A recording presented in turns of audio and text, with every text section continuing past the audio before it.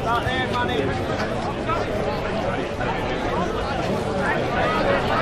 Use your voice, remember you, Sam. Put up there, get up here. Come on, Kelly.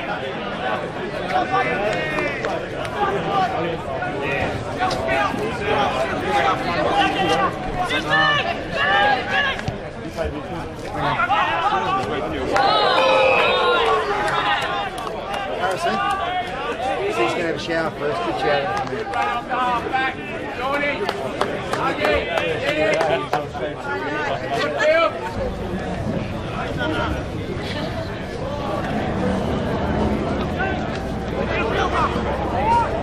Let's just move that tape. How's he by himself?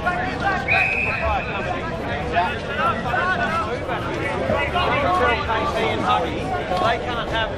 Come on, Billy!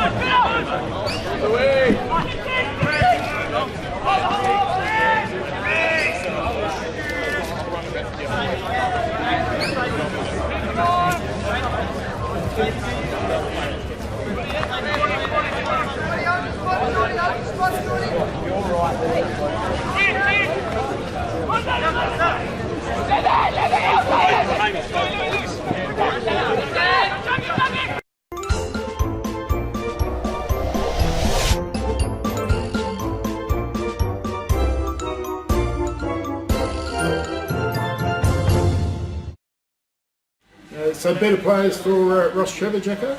Yeah, goal kickers first of all. Kemain kicked 3, Pisani 2, and singles to Manuel, Jordan, Cope and Fantasia. And best players, Luke Manuel, who started the season off in exceptionally good form, Dawson, McCullum, Mead and Will O'Malley, the skipper. Yeah, I think they're going to take a power beating again this year. Goodwood Saints, Tom Anderson in his 101st game, I think. He got his 100th the other week. Oakley, must be a new lad to them, kicked single. Big Carter, big Ruckman kicked a goal. Best player. Best players, yes. Arvin York, don't know much about him. Tom Anderson and Pressler, so there's a few new guys in there at Goodwood. So, yeah, well, the vibe's all pretty positive out of Goodwood Saints, and they've started the year pretty well, haven't they? Well-credentialed coach with Adam Jeffries doing great things at Hathaway. Yeah, that's correct. Yeah. Second game. Bit of an upset. Absolutely, I wouldn't have picked this given the previous week. Henley beat PAC at PAC's home ground. You would have banked them. Sharp Park. Yeah. Adelaide Uni were touted to be pretty, fall off the perch a bit this year. They lost 6 or 7 really good players, and clearly their best 2 players over the last couple of years in the Payneham boys. Along with Taylor, who's gone back to the Blossom, they're probably the 3 best players. And obviously there's going to be a big fall off, but well, they beat Athelstone, and now they've beaten Henley at Henley. So. I was talking to Jared Parker last week, interviewed him, and I said that the one thing Henley that Uni won't be worried about is the size of the oval out there. They like the big deck, and they like to be able to run, and obviously they enjoyed it. Yeah. And Henley goal kickers, James Lean, who's fitted in quite well with his first year there with 3. Brad Ebert with 2. Lee Staple back as well with 2, Russell with 2, Enright with 2, Highland, Fernig and Dawson with singles. Good player, Dawson. He is, he's captain of the club, and the best player is Brad Geddes, who started the season off exceptionally well again. Absolute gun, young Brad. Enright, Highland, James Lane and Ebert round out the best players. Didn't see Bubble Johncock in the goal kickers, that's unusual. Yeah. For Adelaide Uni, you've got, is that Opie? Yeah, he's on the Crows top up. They in fact played for the Crows last week. Okay, kicked 3. Parker got 2, Keen's got 2, Langridge is a very good player, kicked 2. Crouch, Langridge, another Langridge. One of them is a very, very good player. Dad's, what's that, Cottrell and Willis, best players. Langridge, M and Langridge M. You can bet it's a little bit like the old days with Painter W and Painter S, isn't It it? is, but one of them is a real gun. No, they're both good players. Both spent some time at Sturt. Pfeiffer and Keens. I saw one last year, the Rover. Baldy Shed. Yeah, it's Nick. Nick, Good player. he can really play. Yeah, and in fact, uni people would tell you Matt Langridge is the better of the two. He doesn't stand out as much because he doesn't have the bald head.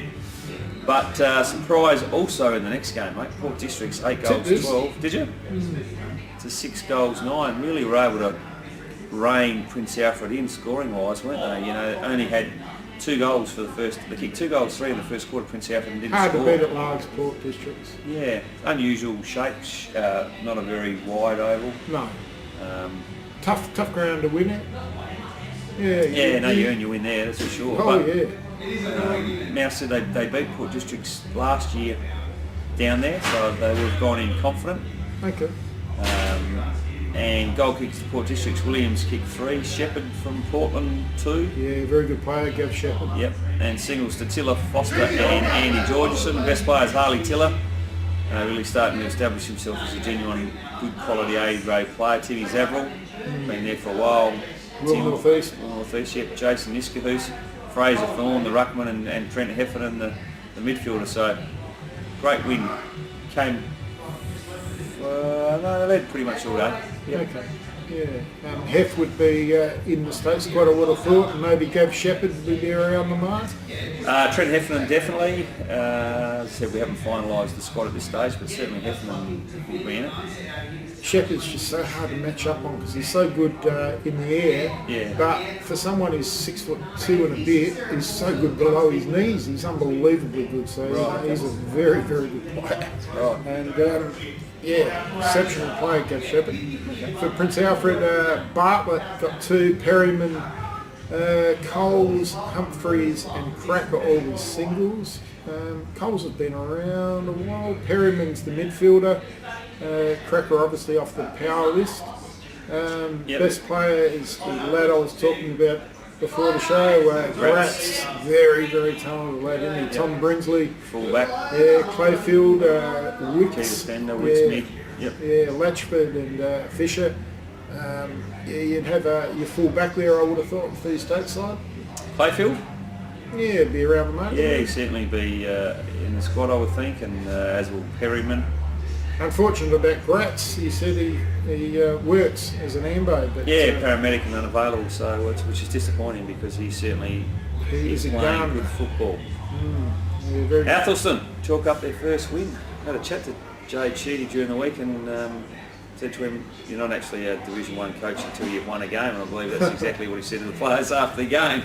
They've arrived, Athelstone. So the Leafs come off around the neck, and that's a good win at home. 14-11 to a struggling Payneham at the moment. 12 goals 10. Traditionally slow starters, Payneham. I think they were 2-8 last year, weren't they? They were, yeah. Well, certainly 2-6. I can't remember. It might have been 2-8, but. Yeah, they had a slow start. They did, and this year's no different. They've had a bad run with injury, and they're starting to get some of those players back. They had those injuries last year too. Davis hasn't played yet. He's been away, in fact, overseas, not injured. And last year the strength was when they got Langford back and they had Langford in a pocket and they could, Jolly and Davis centre half forward and full forward and, gives you those 3 big targets. Yeah, no, I don't doubt that they'll bounce back Payneham, but a really good win for Athelstone, and as I said, they'll be feeling a lot better about their chances in Division 1 now. And goal kickers for Athelstone, Gabrielli kicked 4, Christian Elliott, who's an absolute jet, kicked 4, Cloyce 2, Stewart, Sullivan, Sykes and Swift all with singles. Best player Swift, Elliott, Angus Owen a key defender, Schneller a midfielder and Scotty Sullivan a mid. So yeah, for Payneham Nord Union, P.S. Seymour, he's a very good player, kicked 3, Nick Jolly got 3, Paul Lowe got a single, Tuvlar, never heard of him before, Leggio, Marcello, who's an absolute gun, Dylan Pippett and Barnett, all with singles. P.S. Seymour was the best player with Chase Bauer, Brady Ansell, Dylan Orcello and Lowe.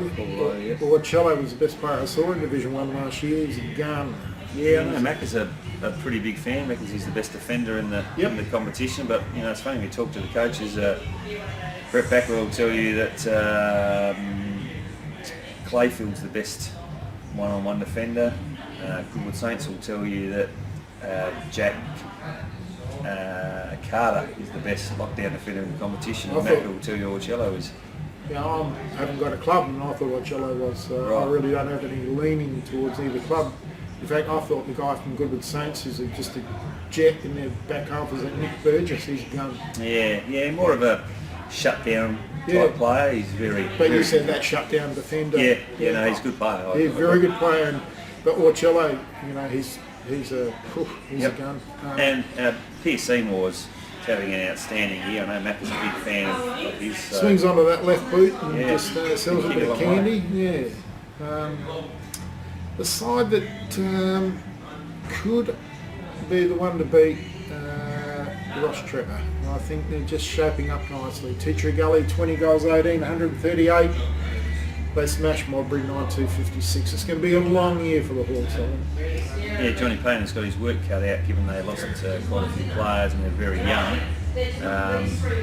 I actually think Modbury, one of the strengths of their club has been their ability to play well at home, particularly when it gets wet. It didn't seem to matter where they were on the ladder, they were always able to count well and record some good wins. And given that was a local derby, I actually thought this might have been tighter than it was. Dry day though. Dry day, yeah. The mud hasn't set in out there at Modbury yet. Yeah, so I guess Johnny would have been a little bit disappointed with the final score, but I'm with you. I think Tree Gully are going to be right there when it's counted. You know, you have a look. It's 38 scoring shots to 11. You know, that's a massacre. You can't really. You can try to dress it up any way you want, but you can't. Yeah, the hardest thing Justin's going to have to deal with is guys going continually overseas in his team. They've got the two Stent brothers back playing the reserves on the weekend, which is probably the first time Alex would have played reserves footy. So you imagine they'll both come back into the A grade, and you're going to have to push two blokes out who would obviously have played pretty well given they kicked 2018. But who were the goal kickers for Modbury? Yeah, Gibson with 5, McNaughton, Kyle McNaughton, Edwards, Miladanovic, and Craig with singles, Tim Davey, Hoffmeyer, Gibson, Holland and Bowman all with singles. So, keeps racking up, Davey, doesn't he? He gets best player every week for Modbury. He's a real trooper. Fantastic cricketer and footballer too. Yeah, he does it every week. And for Tree Gully, Trent Melville once again does it every week. He hit 6, Troy Menzel with 3, Personos with 3, Alandor with 2, and singles to Tiggerman, Shoemakers, Bollymeyer, Dow and Shoemakers. So some pretty impressive recruiting by Tree Gully this year when you throw in Troy Menzel, obviously, but also the Bollymeyer boys. Is it Bollymeyer or Bollymeyer? Bollymeyer, a couple of big boys. Yeah, so their recruiting's been really good, and best players were Alandor, Dylan Shoemakers, who is having an outstanding year. Matthew Stent, Menzel and Melville round out their best players.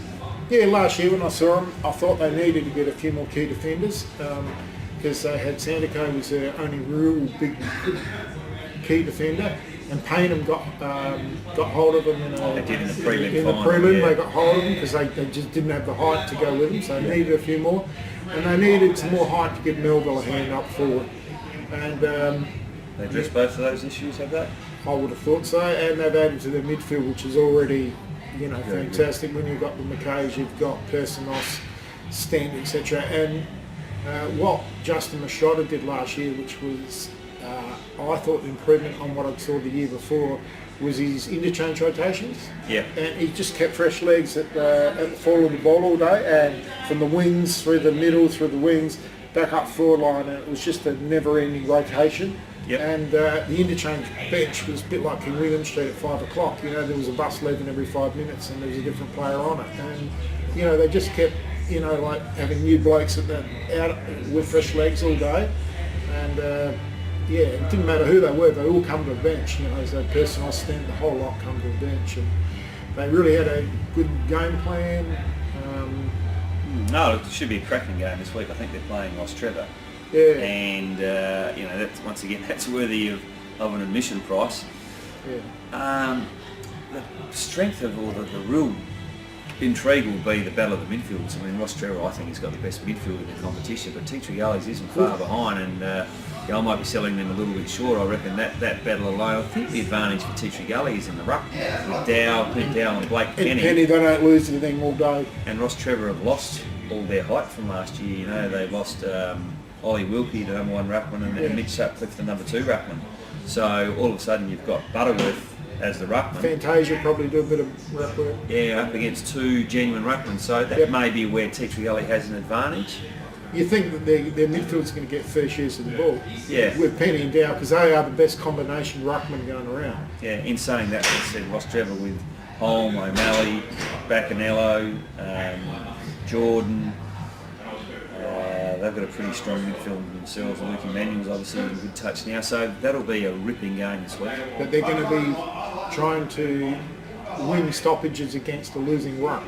Yeah, well, you can do that. You can, yeah, but that's an elite midfield from Gullies too, though. So, yeah, cracking game of footy. It will be, and look forward to seeing the result of that one, Lukey.